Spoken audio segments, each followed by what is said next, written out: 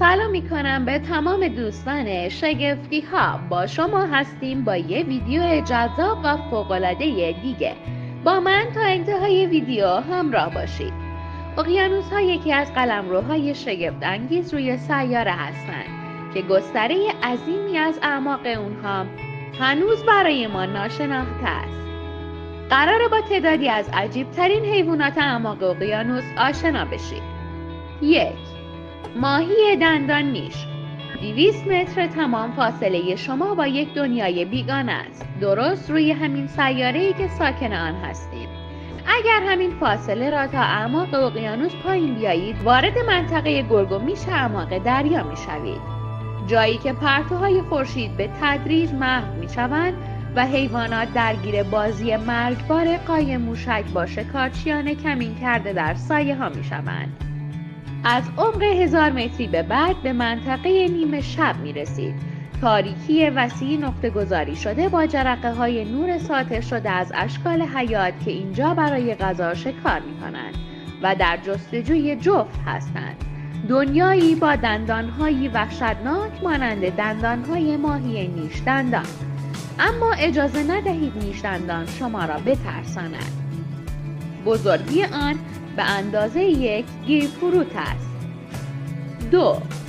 زئوپلانکتون. بسیاری از حیوانات مختلف در فضای درونی اعماق اقیانوس در حرکت هستند و نام جمعی آنها زئوپلانکتون است. این نام برگرفته از زبان یونانی و معنای آن حیوانات پرسه زن است.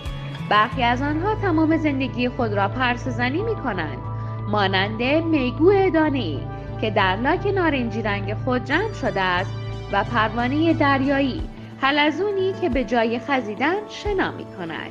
دیگران فقط اعضای موقت زئوپلانکتون هستند. مراحل لاروی حیواناتی مانند ستاره‌های دریایی که در نهایت برای ادامه زندگی خود در بستر دریا پایین می روند.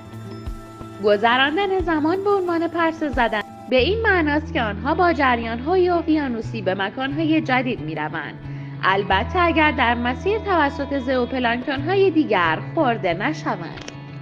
پاروپایان یاقوت کبود. پاروپایان سخت پوستان کوچکی هستند که اندازه آنها معمولاً 1 یا 2 میلیمتر است و اغلب توسط ماهی‌های اعماق دریا مانند دمنخی و لقدهان چراغ قرمز خورده می‌شوند.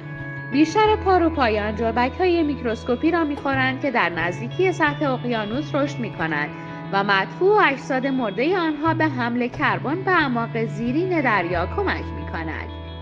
اما پاروپایان یاقوت کبود دریایی متفاوت هستند. ماده‌ها به شکل انگل درون حیوانات ژله‌ای پرسه‌زن به نام سالپ زندگی می‌کنند، در حالی که نرهای رنگارنگ آزادانه در اقیانوس شنا می‌کنند. نرها صفحات کریستالی کوچکی در پوست خود دارند که نور آبی را منعکس می‌کند و ظاهری درخشان به آنها می‌بخشد. 4. اژدها ماهی. مانند کرم‌های شب‌تاب، بسیاری از حیوانات اعماق دریا نیز می‌توانند نقاط یا جرقه‌های نوری تولید کنند که به عنوان زیستابی شناخته می‌شود. در منطقه گرگومیش بقایای نور خورشید سایه‌هایی می‌اندازد که حیوانات را در معرض دید شکارچیان قرار می‌دهد. بنابراین بسیاری از گونه‌ها در این منطقه برای استتار با نور لکه‌دار می‌شوند. برای مثال، قسمت زیرین ماهی هچ دارای اندام‌های زیستابی است که با نور ضعیفی که از بالا می‌آید مطابقت دارد. در منطقه نیمه شب حیواناتی مانند اژدها ماهی برای یافتن طعمه خود از زیستاب استفاده می‌کند و در سراسر اعماق اقیانوس موجودات با نور به سایر اعضای گونه خودشون سیگنال میدن تا برای مثال جفتشون را جذب کنند. 5. لقدهان چراغ قرمز. ماهی لقدهان چراغ قرمز یکی از سری ترین شکارچیان اعماق دریاست. فک پایین اون یک قاب استخوانی باز بدون کف گوشتی است، به این معنی که میتونه بسیار سریع مانند تله موش بسته بشه. به این ماهی چراغ قرمز یا استوپلایت میگویند، چون اندام‌های زیستاب نزدیک چشم اون نور قرمز تولید میکنه. بیشتر زیستاب‌ها در اعماق اقیانوس به رنگ آبی هستند، چون این رنگ به خوبی از آب عبور میکنه و چشمان بسیاری از حیوانات اعماق دریا به نور قرمز حساس نیست، اما دهن لقانه چرا قرمز میتونن قرمز رو ببینن، بنابراین میتونه طعمه خودش رو بدون هشدار دادن نسبت به خطر روشن کنه. ماهی مرکب شیشه‌ای. حدود 60 گونه ماهی مرکب شیشه‌ای در اقیانوس وجود داره و نام اونها برگرفته از بدن شفافشونه. یک ترفند عالی برای جلوگیری از سایه انداختن که توسط شکارچیان در منطقه گرگ و میش قابل رؤیته. دو زائده‌ای که از اون بیرون زده، چشم‌های اون روی ساقه‌های بلند هستند.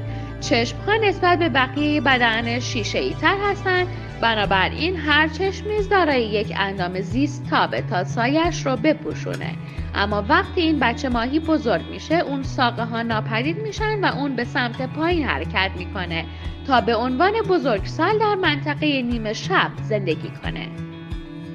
امیدوارم از دیدن ویدیو نهایت لذت رو برده باشید. فراموش نکنید که حتما ویدیو رو لایک و سابسکرایب کنید.